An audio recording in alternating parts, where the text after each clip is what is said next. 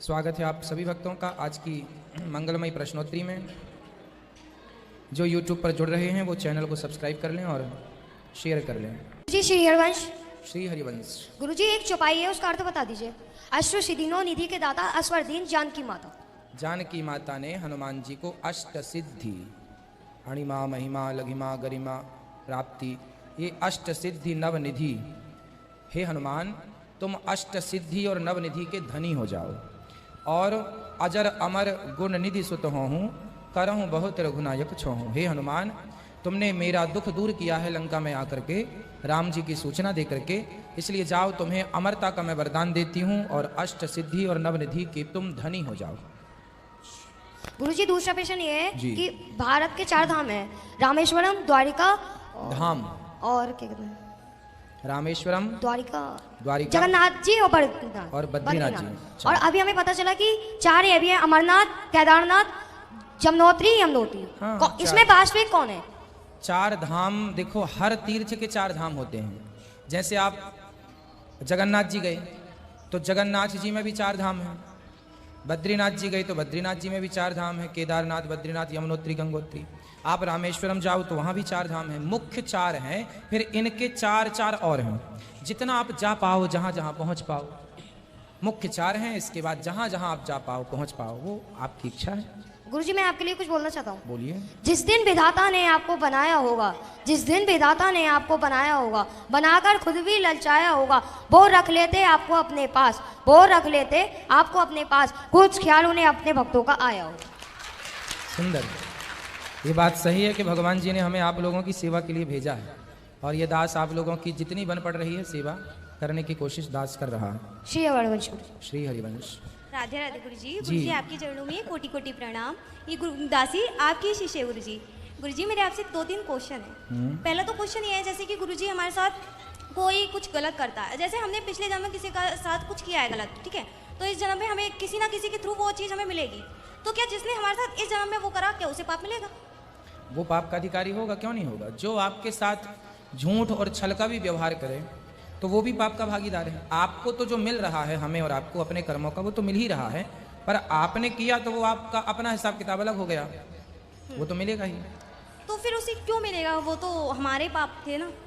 उसको ये अधिकार किसने दिया कि आप इसका दिल दुखाओ? उसको अधिकार किसने दिया कि आप इसके साथ बुरा करो? दूसरा क्वेश्चन ये है, जैसे कि पहले से सब कुछ निश्चित है हमारे साथ क्या होना है आगे, तो फिर ये जो ये स्टोन वगैरह पहने जाते हैं, इनसे क्या लाभ होता है हमें? स्टोन का केवल इतना लाभ होता है कि ये हमें एनर्जी देता है। कैसे? हर स्टोन अपना अलग कार्य करता है। जब सूर्य के प्रकाश में आप जाते हैं, आपने ध्यान से देखा होगा एक लेंस आता है जो धूप में रखने से कागज नीचे रखो तो आग लग जाती है।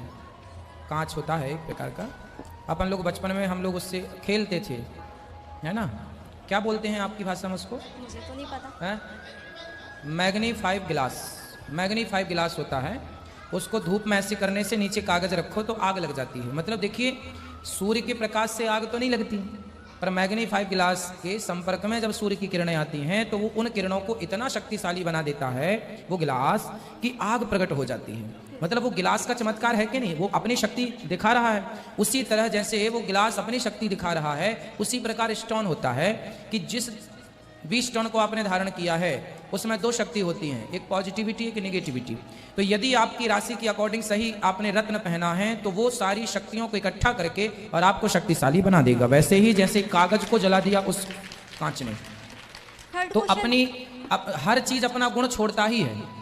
जहां पर केसर होगी वहां खुशबू रहेगी ही रहेगी, कपूर जहां होगा वहां उसकी खुशबू गंध रहेगी ही रहेगी, जहां मलमूत्र होगा वहां दुर्गंध रहेगी, क्योंकि वस्तु जो है वो अपना प्रभाव दिखाएगी दिखाएगी दिखाएगी।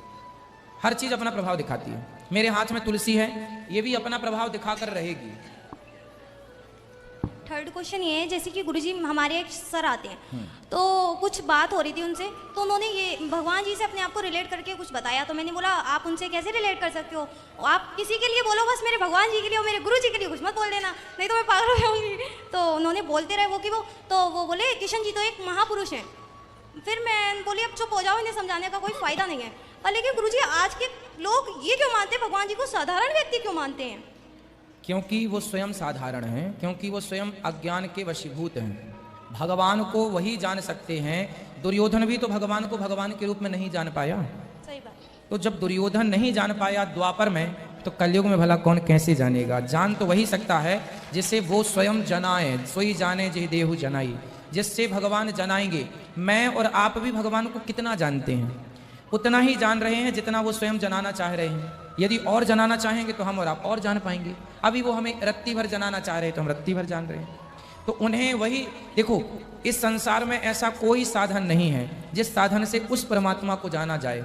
ईश्वर को जानने का एक ही साधन है, केवल उनकी कृपा। वो चाहें तो जनाएं, वो चाहें तो ना जनाएं। भक्ति वही कर सकता है जिस पर वो कृपा करें, वरना नहीं करता, कोई नहीं कर सकता। तभी मैंने बोला इन्हें तो कुछ कहने का फायदा नहीं है, इन पे तो भगवान की लग रहा है कृपा ही नहीं हुई है अभी तक, जो ये भगवान जी को ये महापुरुष बता रहे हैं। कृपा से वंचित हैं, यही है बस। बस गुरुजी, मुझे आपके लिए बस 2 लाइनें बोलनी है, मेरे दिल से निकल रही है, प्लीज ध्यान से सुनना।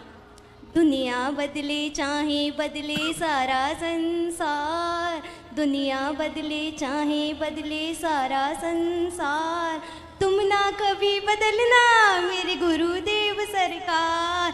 दुनिया बदले, प्रीति लगाई तुमसे उसे मत तोड़ना, कुछ भी हो जाए गुरुवर हाथ मत छोड़ना। तुमने छोड़ दिया तो जाऊंगी फिर किस द्वार, तुम ना कभी बदलना मेरे गुरुदेव सरकार। उंगली पकड़ के तुमने चलना सिखाया, कांटों की राहों में हंसना सिखाया। जीवन ये दासी ने अब तुम पे दिया है वार, तुम ना कभी बदलना मेरे गुरुदेव चंसा। दुनिया बदले चाहे, गुरुजी सब बदलना है, बस आप मत बदलना प्लीज, इतनी विनती है मेरी आपसे। और गुरुजी, मुझे मेरे गुरुजी का मुस्कुराने के लिए बस 2 लाइनें और। मेरे गुरुजी ऐसा मुस्कुराए कि मैं होश गवा बैठी, मेरे गुरुजी ऐसा मुस्कुराए कि मैं होश गवा बैठी, लेकिन मैं होश में आने वाली थी वो फिर मुस्कुरा बैठे। राधे राधे गुरुजी। गुरुजी एक शिकायत है आपसे, आप सब जगह जा रहे हैं, बरेली नहीं आ रहे हैं बस। आएंगे, कब आएंगे? जब बिहारी जी बुलाएंगे तब आएंगे। ठीक है गुरुजी, अपना आशीर्वाद दे दीजिए बस। राधे राधे। कौन सी बरेली? झुमका गिरा वही वाली? हाँ वही वाली। राधे राधे। खुश रहिए, खुश रहिए। महाराज जी का वीडियो कैसा लगा, आप लोगों को अच्छा लगा हो हमें कमेंट करके जरूर बताइएगा, और लाइक और शेयर जरूर करिएगा मित्रों। जय श्री राम, राधे राधे। जरूर ले लीजिएगा दोस्तों, इससे आप सभी को हर वीडियो देखने को मिलेगा। जय श्री कृष्ण।